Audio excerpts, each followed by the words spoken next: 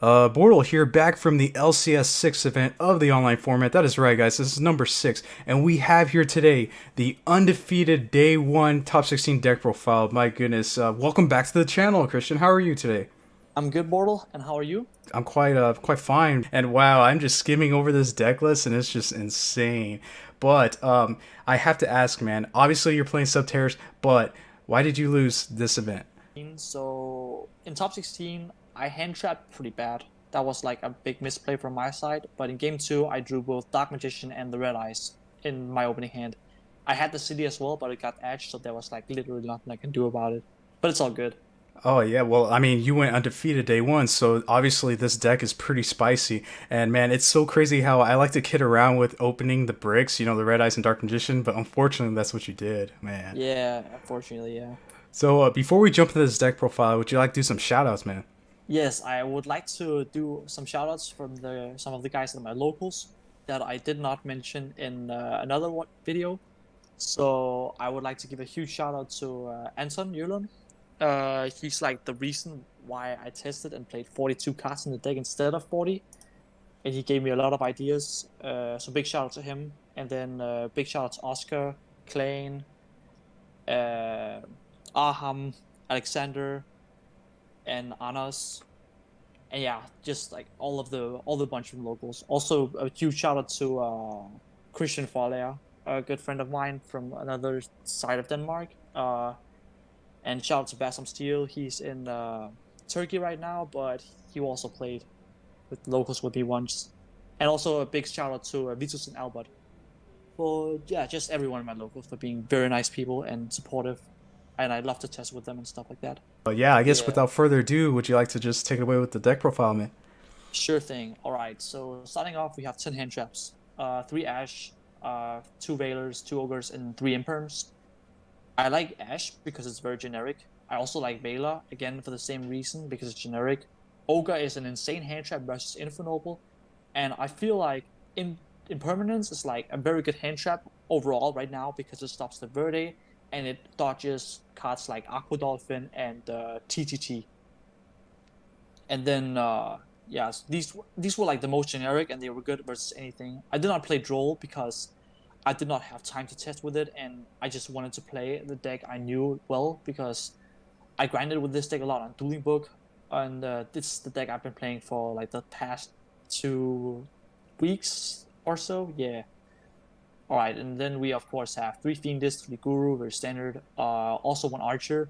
No Umastrix this time because Dragoon kind of takes over as Umastrix's role, because Umastrix's role before that was to act as an interruption and a big body.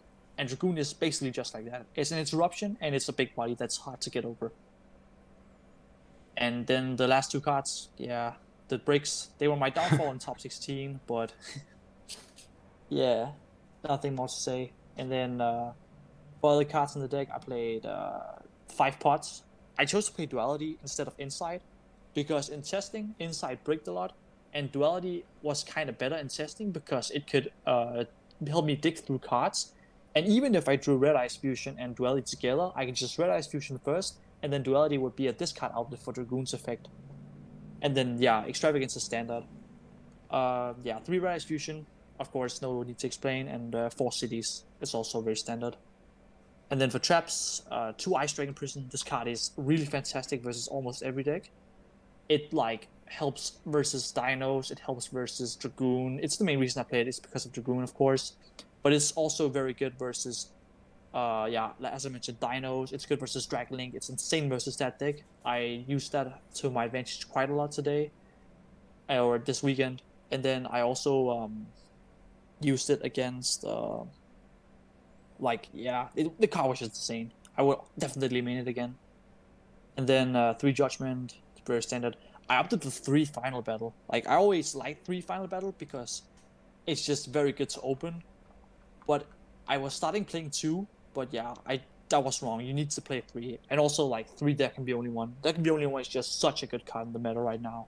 It literally shuts down Dragonlink and Infernoble. And they literally, if you flip this card versus Dragonlink, they literally auto-lose because they have no real out besides Lavinia, unless they go in their side deck. It's a pretty decent card going second as well, right? Yeah, because you can break walls with it. The main thing I really enjoyed with the deck was the dualities. Dualities performed way better than I expected. Especially, it did not clog at all with the fusion, like at all. And the cool thing is, you are playing the three red eyes fusions, and in a lot of cases, all you can do a lot of damage with just dragoons and some back row, right? Which in most cases, I think that's what you did most of the time. Yeah, that was like I played against Shunping in one of the rounds. He played Infernoble, and the way I won against him was simply because I sat on Dragoon and had that can be only one, and it's literally like enough. If they can't break that board, it's like very good.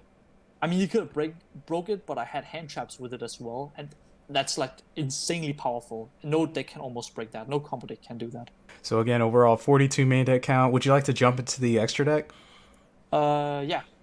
So the extra deck, three Dragoon. This card is unbelievably unfair. I have no idea why they made this card. It should get banned immediately. And yeah, sucks you gotta play three, but yeah, you need to do it. It's pretty expensive, but yeah, Oh it's yeah, well it's doable. a major selling point for the Megatens, but you're right. Yeah, and then last minute decision, I added a Cycling Lord Omega. Uh, it was kind of like a yeah, it was basically kind of like a Maximus target because if they Maximus you, you can just send this and then you can force out their Schism or something like that. And then it's also great with the Gamma in my side deck to yeah, just rip another card out of the hand. And then for other cards, I play double Orsa. This is pretty standard. I usually play it against. It's very good with Dinos because you can keep reborning Pankratops every single turn. And then I played BORTLE to out yeah, the Dragoon, and shout out to BORTLE. Oh god, yes. And then the two Nightmares. Yeah, no Cerberus. Cerberus is not really needed, I think. And then one Link Spider. This is because if you Gamma them and you summon the Driver and the Omega, or the Driver and the Gamma, you can link away the Driver and make Link Spider, and then you can go into Verta Anaconda, which I also play in my extra deck, just to make a free Dragoon. Is that in case you don't need to make Omega or you banished it off Extravagance. It never came up again, but and then two Link Rebos, the Verde, and two Animas. The only thing I made in the extra deck was Dragoon and Verde. I didn't make anything else in the entire extra deck this weekend. So Yeah, everything else was just fodder for the pot of extravagance. So that's pretty nice. pretty much. Yeah, Jeez, it just says draw two in your deck. So yeah. overall, I guess you did explain the Omega, and did you feel like this was the best target for the Maximus if they had that? I like. I really wanted to play like a card I wanted to fit in was the Predaplant Rafflesia because when it's sent to the graveyard by a card effect, then in the next standby phase you can add a fusion. So if they Maximus you, then in your standby phase you get to add the Red Eyes fusion from your deck to your hand, which is pretty nice. But I just simply didn't have space, and I was kind of iffy because I don't know how many people would main the Maximus or side it. And it worked pretty well because I didn't get Maximus a single time the entire tournament. Oh, nice. We're always dodging that. I guess if you Yeah. want to run down your side deck. Yeah, we can run down real quick. So one Pankratops, it's just like a wild card, but it's going second against any deck at the moment, except for combo because they can just take it out with smoke grenade. And then three Nibiru's, yeah, it's just like an insane card versus combo. And then for back row, I play three Cosmic and Duster and Evenly. I didn't play Lightning Storm. I think Lightning Storm is not very powerful in my deck right now, or just in general, because I think Cyclone does it better because it banishes the cards, so the Eldritch cards cannot float. And also, Cyclone works both going first and second, whereas Lightning Storm only works if you blind second. And Evenly was better versus Dogma and Vogue because it can also banish their monsters. And then the last card in my side deck, I'm really iffy on this card, even though it was probably the most used card in my side deck this weekend. That was Gamma. It's just like a pretty good hand trap. But there was also times where it bricked, and in testing it just wasn't very good. But in the end, I'm happy I put it in there. I don't know if I would change it in the future though. Okay, nice. And again, guys, this is the undefeated day one undefeated deck profile, which unfortunately he lost in top 16. So any final thoughts before we wrap this up? Uh, no, not a shout out to you for making the deck profile. Shout out to Luxury for hosting the tournament, and again, shout out to all my friends. Nice. And if you're not a part of Bortle Nation, sub for Bortle. It's that easy and it's free. Oh God, yes. Bortle out.